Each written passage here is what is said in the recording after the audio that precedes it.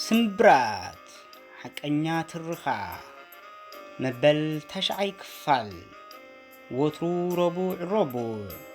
ተራኺ መምህር ደሴ ገብረ ኪዳን ወዲ ሕቡር ምንጪ ካብ ታሪኽ ኤርትራ ዝኸበርኩምን ዝኸበርክንን ተኸታተልቲ ናይዛ ትርኻ ኣብ ዝሓለፈ ረቡዕ መበል ሻምናይ ክፋል ስምዖን ሶፍያ ግንባራ ምስዓማ ሶፍያ እዋ አንታ ንዓባ ኣገባብ ግበር ከይተጠምተና ሕጂ ስቂልካ ኺድ ኩነታት ምስ ረገአ ንሓለፍተይ ክሕብር እየ ኢላ ኢዱ ጨቢጣ ከም ዝተፋነወቶ ኣብፂሐ ገዲፈኩም ነይረ ሎሚ ድሮ ረቡዕ ኣኺሉ ኸዓ ታሽዓይ ክፋል ትቕፅል ኣሃዱ መካናይ ዝድ 74 ድሕሪ ምድምሳስ እዚ ውቃዊ ኣዝዩ ስለ ዘጎልበተ ምስ ኣጋር ሓይልታት ሓቢሩ ናብቲ ሓድሽ ዝተመስረተ ናይ ጎላጉል ግንባር ብ16 ሚያዝያ ክወርድ ከሎ ሓይሊ 43 9 ታንክታት 2 ረሽራሽ ዓጢቓ ነበረት ሩባ ድብዓት ክሰግሩ ከለዉ ግን ብዝሒ ዘለዎ ፅረ ታንክታት ፅረ ሰብን ፈንጅታት ተዘሪኡ ስለ ዝፀንሖም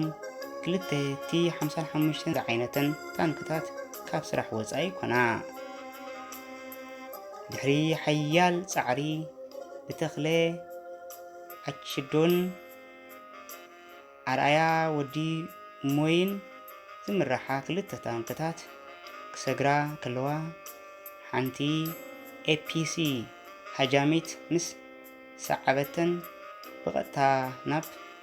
ዕሙር ተኽሲአን ተጸንቢረን ሽዑለይቲ ብዘርኣይ ደረስ ዝፍለጥ መካናይዝድ ሓይሊ ጸላኢ ብርጌድ 29 እንደገና ንማርሳ ተኽላይ ክምለስ T55 ዝዓይነታ 52 ታንክታት ኣምሪሑ ነተን ኣብኡ ዝቐነያ 8 ታንክታት ተጸንበረአን እዚ ጸብለልታዚ ንኣዛዚ ሓይሊ ስባህቱ ድንሽ ሻቁሎት ስለ ዝፈጠረሉ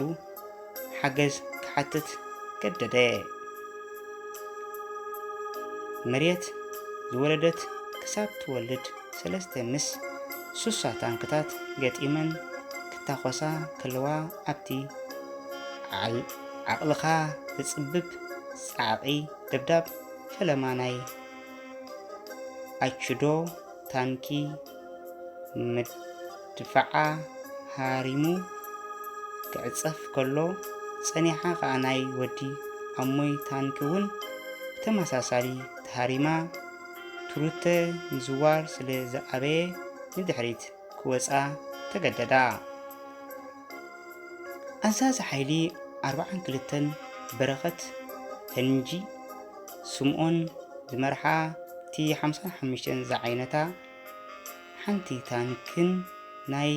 106 መድፋዓጂ ሒዙ ናብቲ ኩናት ክጽንበር ከሎ ድንሽ ብውሽጡ ጽቡቕ ኣይተሰምዖን ኣብቲ ጽንኩር ውዒሉ ጠበልበል እናበለ ንእሽቶ ሓዉ ስለ ዝመፀ እናተረኣዮ ሓዲኦም ከይስውኡ ነብሱ ምግባር ስለ ዝኣወየ እዩ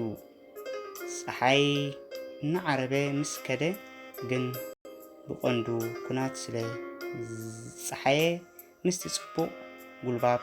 ክገብረሎም ዝወዓለ መድፋዓጂ በዓል ወዲ ኣሕፈሮም ተታሒዞም ኣዝለቑ ንጽባሒቱ ነተን ብፈንጂ ዝተሃረማ ታንክታት ከውፅወን ከለዉ ምስ ነፈርቲ ዝነበረ ጭርጭራ ዓበደውን ካልእ ገጽ ናይቲ ኩናት ነበረ ካብ ዕለት 19 ክሳብ ዕለት 22 ሚያዝያ ኣብ ምብራቓዊ ጎቦታት ሽመርኣድክ ዝነበረ ህጁማት ሶፍያ ግንባራ ተወቂዓ ከም ዝወደቐት ስምዖን ዝፈልጦ ነገር እኳ እንተ ዘይነበረ ብነብሱ ግን شقلقل كبل يو وعلو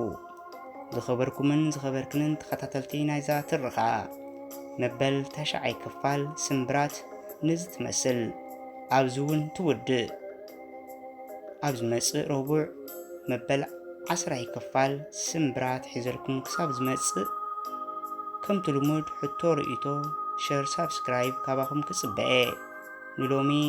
ኣብዚ ኣኽለና ሰናይ ሰሰናዩ